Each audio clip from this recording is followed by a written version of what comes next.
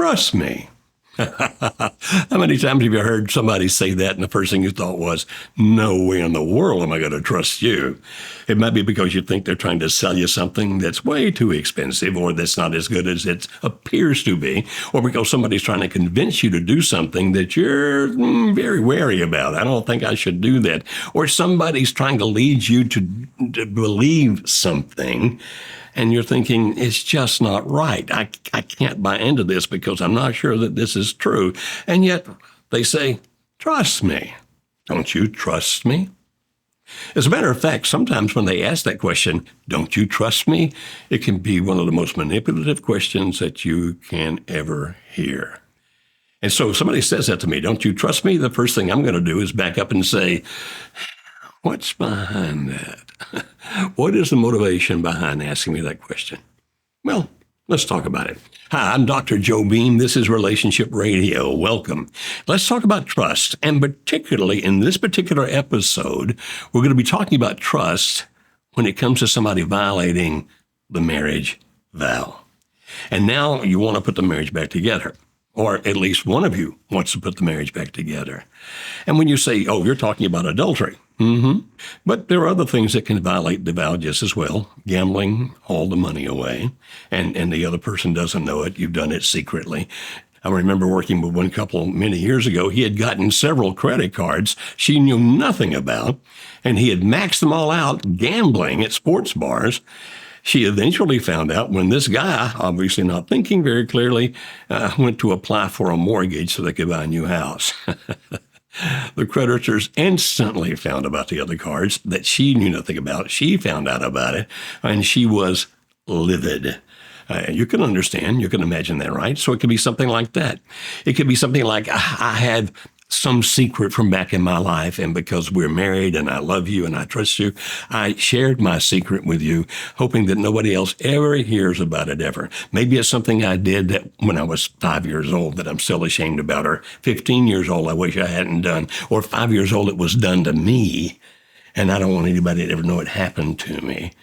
And so it's like I've trusted you with that information, but you violate my trust in the sense that you tell someone else, and now it's public knowledge out there, or at least public enough that I know that certain people know about it. And now I'm thinking, how can I ever trust you again? I told you my deepest, darkest secret, and rather than protecting it and cherishing it, you shared it with somebody else. You may have said to that person, now don't you tell anybody, which is probably what they told the person that they told it to. Don't you tell anybody. And it went on that way down the line. So yes, it can be adultery. It can be gambling. It can be pornography that's hidden. It can be violating the sanctity of a secret that you've been holding that other people really don't need to know. It can be any number of things, but what happens is the other person looks at you and goes, I don't think I'm going to ever trust you again.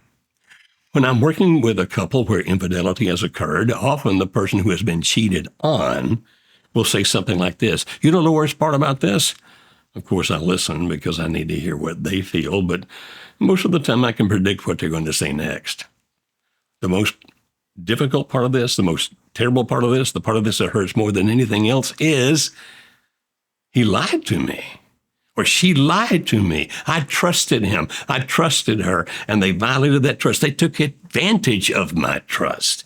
And when I began to know that something was happening and it became very suspicious because of circumstances and situations, and I would ask questions, it would be like, well, trust me. Don't you trust me? I would never do that. And then they found out later that they did. So what is trust anyway? Trust is a belief system, believe it or not. Trust, if I trust you, it means that I believe that the decisions that you make and the actions that you take will be for the benefit of our relationship and or benefit me. I want to say it again. If I trust you, I believe that the decisions you make and the actions you take will be for the benefit of our relationship and or me. If I distrust you, it means that I believe that the decisions that you make and the actions that you take will be for what you believe is your benefit, but will be harmful to our relationship or harmful to me. In other words, you may feel it's benefiting you, but you know that it's harming our relationship or it's harming me. And that's what distrust says. I cannot trust what you think. I cannot trust what you do. I cannot trust what you believe because of the fact that I'm convinced that you think primarily about you and you don't really care about the welfare of a relationship or my welfare. So that's the difference between trust and distrust. Now, usually mistrust and distrust are used interchangeably. I prefer to differentiate a little bit. Mistrust for me is like, I don't know whether I can trust you or not. So trust, I believe that your decisions and actions are a benefit of our relationship. Distrust, I believe they're going to only benefit you and actually harm our relationship. Mistrust is, I don't really know. Now, again, these are usually interchangeable, but in my way of thinking, those are two different things. So we can talk about all of these things, but for the sake of time, let's just key into infidelity, because that one kind of talks about a whole bunch of deep emotions and involvements, and we can learn from the principles from that about how to apply to all the other things I just talked about. And so if one spouse cheats, as a matter of fact, think about that word. We call it cheating because of the fact that we see it as being dishonest, that we see it as being only for your benefit and actually to my deterrent. It's hurting me. It's causing me pain, harm in some kind. And so that's why we tend to call it cheating. I cheated on her, or she cheated on me, or whatever it might be. And that word's pretty significant. As a matter of fact, I remember one guy in one of our workshops, it was one of our in-person workshops a few years ago, that other people in the workshop were saying things like, and by the way, we don't make you tell this. People sometimes want to volunteer it, and we make it a very safe place if they do, but nobody's forced to talk about what they did, and nobody can talk about what their spouse did. We don't allow that. But some people were talking about what they had done, and they were using the word affair. This one guy turned to the group and said, I'm not going to refer to mine as an affair. I'm going to call it adultery. He said, I'm a religious man. I follow the Bible as best I can, or at least I have done so most of my life, but I have not done so recently. I committed adultery.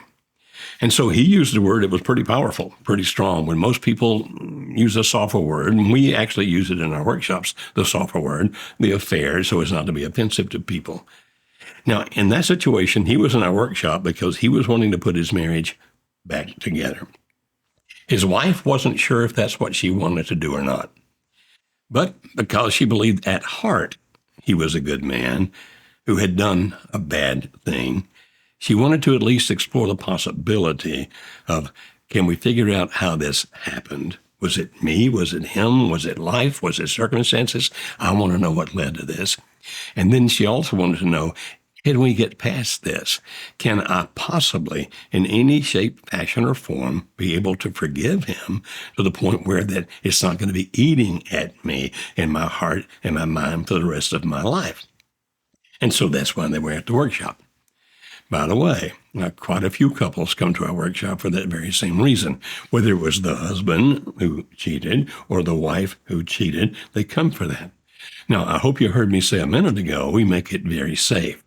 We don't say, okay, tell us your wicked, terrible sin that you committed. We don't do that.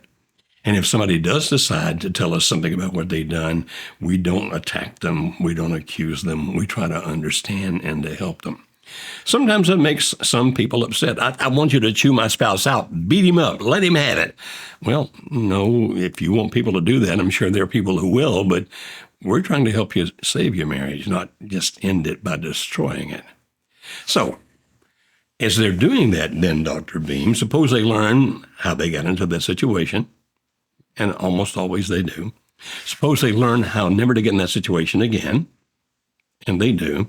And suppose they learn a process where they can actually forgive to the point where they can get past it, where it's not going to haunt them the rest of their lives. Yeah, they learn how to do that too. But how in the world are they going to trust the other person again? Now, one of the things that kind of sets us apart is the fact that I continually read research about relationships. That's not the part that sets us apart. Many people do that.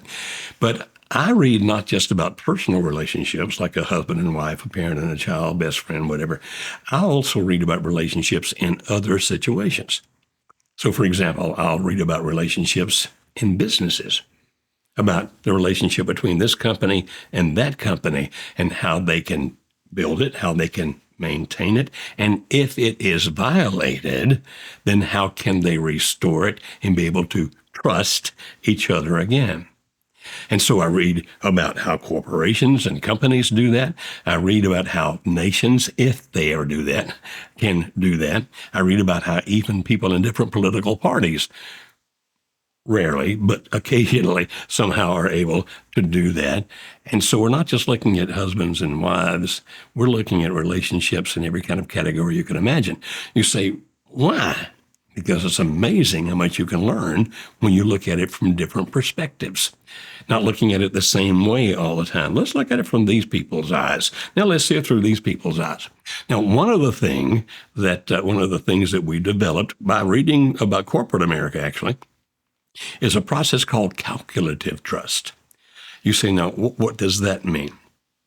It means I don't trust you. I distrust you. But I'm willing to try to put the relationship back together.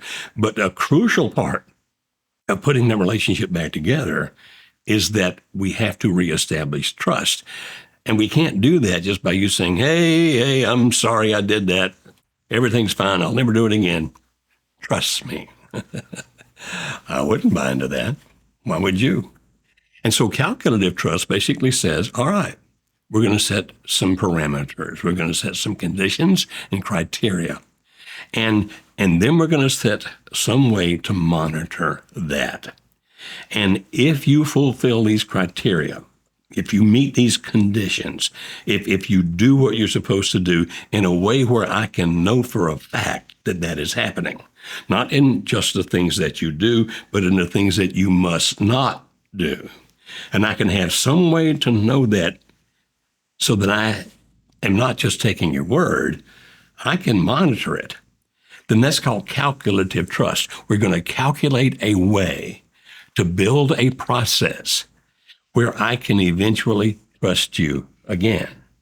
Now, in a corporation, it might be something like, you mishandled some of the money we gave you to do this particular project that we subcontracted to you to do. And so one thing we will do in our calculative trust is we can have our auditors come in every 3 months and look at your books to make sure that everything is kosher the way it should be. You say, well, wouldn't that be offensive to the offending company? Like, we don't want you looking at our books. Yes, it would be offending to them if they have something to hide. It would not be offensive to them if they're on the up and up and saying, we made some errors there, we made some poor decisions, but we're going to prove to you that we're going to do it right this time. Calculative trust. So let's put that with a husband and a wife. And there are two sides to this. There's the person who did the cheating, and there's the person who was cheated on. Now, let's say that it was the wife who did the cheating. She's the one who had the affair, the infidelity. And she has come back to her husband and said, I want to put this back together. And he's saying, I don't know if I can ever forgive you for that. I've run into that situation so many times. I don't know if I can ever forgive you for that. And I don't know if I could ever trust you again because of the fact that you pulled it off so smoothly. I mean, you were able to do that and completely blindside me where I never knew what was going on. If you can that smoothly do something to hurt me, how can I ever trust you again? And we'd say, well, let's put you through the workshop so you can find out how it happened, what happened, why it happened, how you can repair that in terms of the emotions between the two of you, how you can figure out all the methodology of reconciliation, the things you need to do to be able to put things back together so that nobody winds up being beaten up by the other, that it's a fair reconciliation, even if one of them cheated, a fair reconciliation, not absolving this person of her violation of the covenant by cheating, by sleeping with some other guy, not to absolve that. There's guilt there. But how can you put it back together without either one of you feeling that he or she is a slave? That, oh my goodness, the rest of my life I'm going to be treated badly because of this. Because I did have one woman tell me one time several years ago, the only reason I stayed married to him is so I could remind him every day for the rest of his life, how evil he is. We won't help people do that. Now, as part of this process, then, they're going to have to build some kind of a system where each person will buy into it completely, and it's going to be a calculative trust process that will last for some time. It might last for 6 months. It might last for 18 months. Now, it can't last forever. Trust me. I'll come back to, I said trust me. I think that's hilarious. Trust me in the sense that it can't last forever. And I'm going to show you why in a few minutes. Okay, so what kind of calculative trust? Okay, if she's the one that cheated and we find out, okay, part of that was because of the fact that she was hanging out with these divorced women and she would go out with them at least once every other week, if not every week, and they would go out to a bar together and drink. And these women sometimes would allow themselves to be picked up by guys. And while she was the faithful housewife, that lifestyle began to affect her. And one night, some guy who was particularly charming, particularly handsome, whatever it might be, somehow convinced her to go to a hotel with him. And she had a night with him. I'll be kind with my words here. And she found it titillating. She found it exciting. And she tells herself, well, I'm still in love with my husband. I would never, ever leave him. I'm going to stay in this. But man, that was exciting. And so she meets him again, and then maybe again. And maybe it finally turns into what we call limerence, where she finds herself feeling, quote, madly in love with the other guy. Or maybe it never turns into that. Maybe it's just what we call a high opportunity, low involvement affair. In other words, it's really easy to do it, and I don't have to commit myself in any way. Whatever the reason might be, and we help people figure that out in our workshop. Which is it? What is it? But whichever it might be, she gets caught. She now wants to try to save the marriage, and the husband's saying, how can I trust you again? You told me all those nights that when you came home a little bit late, it's because one of them had a problem and you stayed to help her out and listen. You lied so successfully that I believed everything that you said. And you had me completely convinced that I was the bad guy for suspecting anything. And now here we are in a situation where you want to come back. And I'm saying, how can I trust you when you can lie so effectively? And you did something that neither of us ever thought you would do. All right. Now, there's a lot more involved in the reconciliation process. I'm just talking about the trust part here, just the trust. And you say, what would you do? Calculative trust. All right. What must not happen? You must not hang out with those women anymore as part of the calculative trust because it was their influence that led you to the situation where you did the thing that you had promised you would never do. Therefore, I cannot trust you if you're still doing things with them. And if she were to say, well, what if I spend some time with them, but at the park, not at the bar? You know, sometimes we just meet there and sit and just talk to each other. The husband might say, I won't accept that. As part of my calculative trust, you can have no contact with them whatsoever. And what I mean is no text, no emails, no meeting in the park. And if you bump into them in the grocery store, you say hello and you keep going. You're on the next aisle very quickly.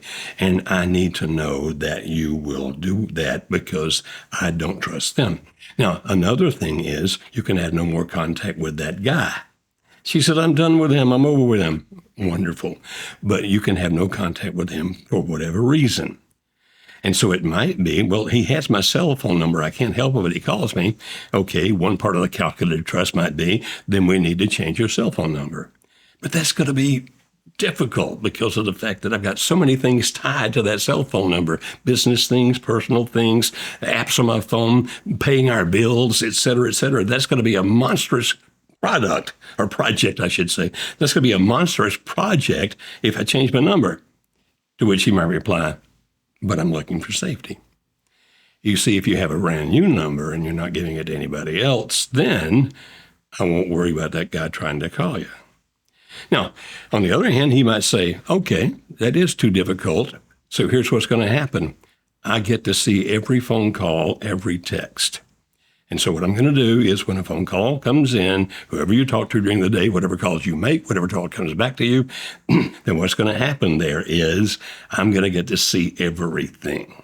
And therefore, if he does call you, he tries to contact you, I'm going to know because I'm going to see it. Well, but I'll have no privacy. That's correct. And we're not going to live like that the rest of our lives because you're not a child. So we can't go 2 years, 3 years like that, because neither one of us can stand it. But we can go a year like that. And if she says, well, what about 9 months? I think you compromise at some point. But you understand you're making hard and facts. You cannot do this. And if you do, there is a consequence. Now, if you come to our workshop, you'll be able to become membership or have membership with us. And in our membership, I actually have a series. It's video and it's on PDF that'll tell you how to do all of that stuff, how to put up the boundaries that need to be put up and how to enforce the boundaries that need to be put up. And that's all available to you for free if you become a member with us, and that will automatically happen, I think. Is that right? Automatically happen if you come to one of our workshops. You say, but that's going to be tough. Mm-hmm. And then there might be some other things like, okay, here's another thing. I need to handle all of the money. Well, I'm used to taking part of my paycheck and just going and having fun with it, and you will again. But right now, I need to handle all the money because I need to know if you buy a burn phone. I need to know if you're spending money on liquor. I need to know if blah, blah, blah, blah, blah, blah. You say, really? Mm-hmm. And if you're going to be 10 minutes late, I need you to call me and tell me where you are and take a picture and show me that kind of stuff. Now, I'm beginning to make it sound like you're going to set up like 40 or 50 things here, and I'm telling you, you can't do that. That would absolutely not work. What I'm saying is it has to be something where the person whose trust you're trying to regain can feel safe, but not so much that this person over here gives up all hope. So that's where it can't be 5 years. It can't be the rest of our life. It's got to have some kind of an end period that you work out. You say, well, why would a person agree to this? They won't, unless they're wanting to reestablish trust. So when I cheated on Alice, my wife, way back in 1984, we remarried in 1987. I divorced Alice for the other woman. When we remarried in 1987, without even realizing what we were doing, we said those same things. Alice handled all the money. She knew where I was every minute. There were certain places that I would not go. One agreement I made with her was, even though I was helping people, you can never meet with one woman alone, even if she just wants to have coffee to talk to you. Never meet with one woman alone. Okay. That's fine with me. Well, what if the woman says, I've got to talk to you and talk to you alone and nobody else can hear? I'll say there are plenty of people out there you can call to help you, but I don't meet with any woman alone because that was a precursor that set up my infidelity, helping a woman and finally beginning to care too much about her, which led to my infidelity. So since we knew that, we cut that out. You say, well, wait a minute. That was back in the 1980s. Do you still have that? To a degree. To a degree, in the sense that if someone wants to talk to me alone, I'll ask Alice, is that comfortable for you? And she says, yeah, I do. If she says, oh, I don't feel good about one, I say, okay, I won't. It's not a criteria that she's laid on me. It's one thing I continue to do because I want to convince her. So I don't live by all the things we did. I did those things for about 10 months to a year, where I was basically being treated as if not being treated. I willingly did it. So let me rephrase that. I was not being treated badly. I volunteered. You can check on me like I'm a wayward teenager. You can know everything I do. You can see my cell phone. You can see do we have cell phones back in 87? I can't remember. But you can do all those kinds of things. But I can't do it all my life because I would feel I was some kind of a slave. And so I can do it until you regain trust. And that's what calculative trust is. And so it has to give safety, emotional safety, particularly to the person who has been violated. And it has to be voluntarily agreed to by the person who caused the pain. Therefore, each of them together have to build a calculative trust. Now, if you say, what if we can't agree on how to do that? Okay, it's not always the easiest thing in the world to do. We have coaches that work with us here at MH International, Marriage Helper, and the coach will not tell you how to do it, but the coach can help you think through how to build that calculative. The coach can help you think through how to build that calculative trust by asking questions. Okay, is this really that big a deal? If it's not, let's just lay this one aside. And so sometimes the spouse is saying, I have to have this, I have to have this. The coach might say to them, that sounds a little extreme to me. I don't know if anybody can live like that. Are you sure? Is it that important to you to do that? And so the coaches can help you keep it fair by asking questions and making comments, but they will not design it for you. You have to design it for you individually. Can it be done? Yes. Can trust be re-earned? Absolutely. Well then, Dr. Bean, how long did it take you to re-earn Alice's trust? Probably about a year. And then she trusted you again? Mm-hmm. Now, occasionally she'd come up with some questions because of the fact that sometimes things just pop up out of nowhere. But yes, she did. And she's trusted me for all these years, and that trust has been validated. And so we look at that and go, so you can trust the other person again? Absolutely. You can trust them completely? Absolutely.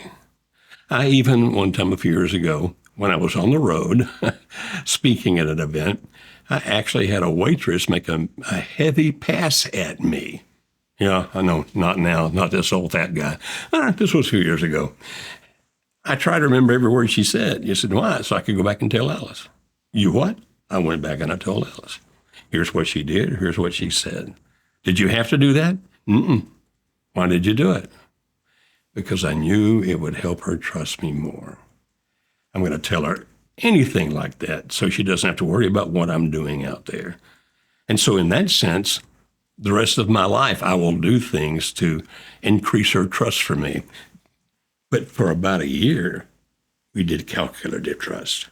Now, to find out more about that, of course, you can talk to one of our coaches, and he or she can help you. But we also have this thing called a workshop. It's a 3-day intensive for couples who have trouble, and a lot of the couples who come are there because of infidelity. Not all of them by any means, but a lot of couples who come because of infidelity. Sometimes it's the husband, sometimes it's the wife, sometimes it's been both. And in those 3 days, we go through a lot of things in a hurry, helping people to understand, how did that happen? Why did that happen? How to not ever do it again? How to rebuild a relationship? How to reconcile where it's fair and you can live with it? All kinds of how to forgive it so you don't have to be haunted by it the rest of your life. And how can you trust each other again? You say, you can teach us all that in 3 days? Yes. And we're gonna be perfect after 3 days? No. That's why we continue to have this thing called membership that we hope you will be part of and stay with us for at least another year, where other members can help you and our own staff can be in there and that membership helping you. And we also have coaching available to you where our coaches can help guide you either individually or as a couple. In other words, we want to give you the full package so we can help you put all this back together, trust each other again, be deeply in love with each other again. If you go to marriagehelper.com, that's marriagehelper, marriagehelper.com/call, you can go to there, marriagehelper, that's marriagehelper.com/call, and you can schedule half-hour visits with some of our team. Now, not our coaches. These are not counselors. These are not therapists. These are people who will talk to you, listen to you, ask you questions about your situation, understand where you are, what it is you're looking for, what you need, what you want. And if we have something we can help you accomplish that with, they'll tell you about that. And so if you decide to come to our workshop, we'll teach you all the things I've been talking about. And because of the package, you'll be a membership after that, and you'll have access to our toolkits after that, and you'll have coaching available to you after that, and we can help you save those marriages. And now the question is, but will we be in love with each other again? See it all the time. But will we ever really be happy again? That's a good question. Let's talk about that in the next episode of Relationship Radio.